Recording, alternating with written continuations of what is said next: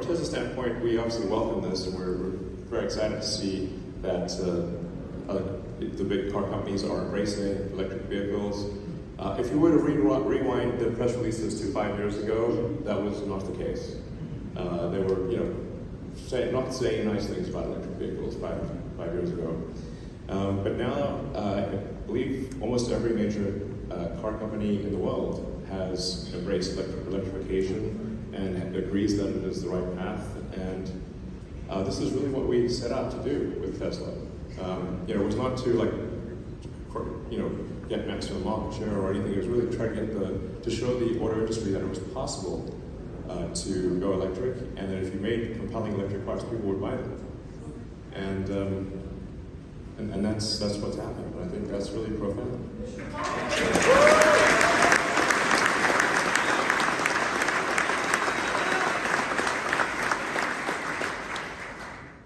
Also, when our competitors advertise for electric vehicles, every time they do that, our sales go up.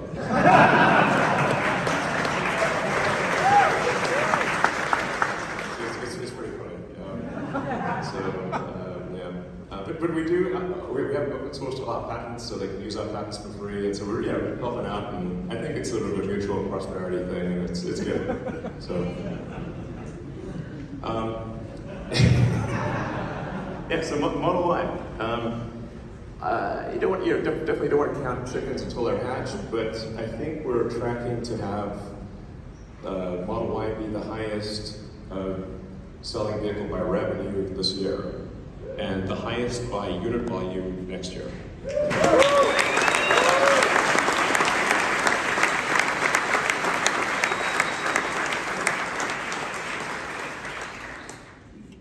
Still a lot of work to do. These factories don't just magically work. So still a lot of work to do in Berlin and here in Austin to spool up these 2 gigafactories. And we've got different supply chains, and so it's always, there's a host of problems. None of the problems are individually all that difficult, but there's like 10,000 of them. So the rate of production is like how fast can you solve the 10,000 problems, essentially. And we're solving them pretty fast, but a lot of work to do.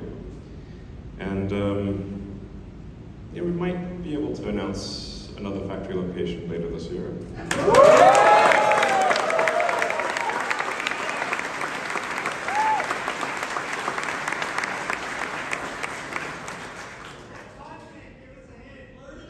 The UK!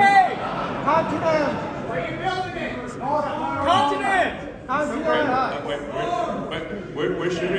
Okay, where should we build it? Arizona!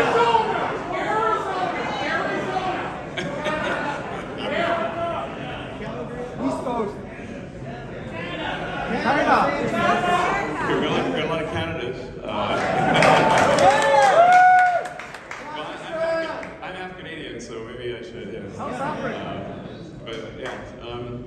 But I think ultimately we'll end up building, I don't know, probably at least 10 or 12 gigafactories, and there will be really gigafactories like output, aiming for average output of like 1.5 to 2 million units per factory, which is enormous.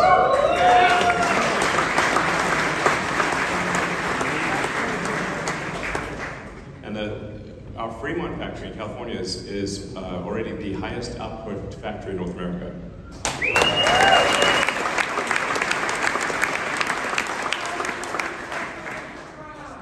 Sorry? How long before Giga Texas takes the crown? Well, I think we'll have a friendly competition between Texas, California, Berlin. Shanghai is hard for me to have to say. Shanghai is our Shanghai team is just awesome. So they're big team there. So with respect to sometimes you get this sort of these bogus attacks of like EVs are somehow worse than gasoline cars, which is not true. Average life cycle emissions of an EV are dramatically lower than that of a gasoline car. I'm kind of telling you things you already know. But every now and again you think surely this nonsense has been put to bed, but it pops up again, but it's obviously electric cars is dramatically lower CO2 lifetime than a gasoline car. So anyway, that's kind of obvious. Now this is the thing that I think is super cool. If you add up all the energy produced over the last 10 years by Tesla solar panels, it is more energy than was used to manufacture all of our cars and charge all of our cars at superchargers and at home.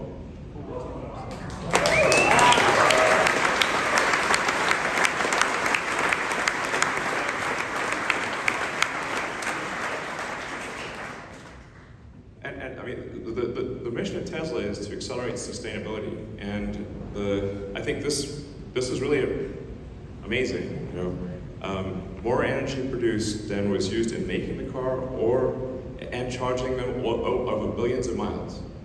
So, and we're going to keep obviously increasing our solar activity and vehicles, and try to keep these on par.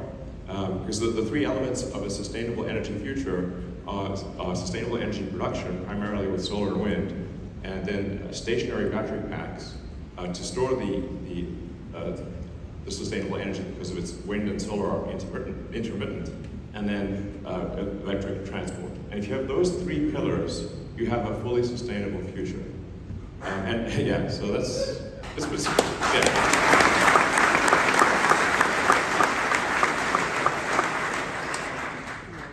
And obviously, battery packs are very recyclable. You can think of it like high-grade ore. Do you want to, crunch up a bunch of rocks or crunch up a battery pack, which is like super high-grade ore? So it's a no-brainer to recycle battery packs. And we are already recycling. I should point this out. Sometimes people wonder what's happening. We're already recycling at over 50 a week in Nevada. So Tesla battery recycling is already underway, has been underway, and is scaling up. Now cars are lasting quite a long time, so there's not that many batteries to actually recycle because you kind of have to typically wait like 12 years or something, like quite a long time before the battery actually is no longer usable. Sometimes 15 years. So recycling starts off small, but then it becomes very significant long term.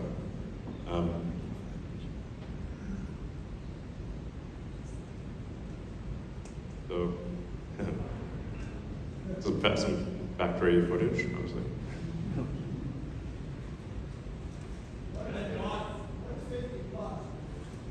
Just 50 packs a week. Yeah.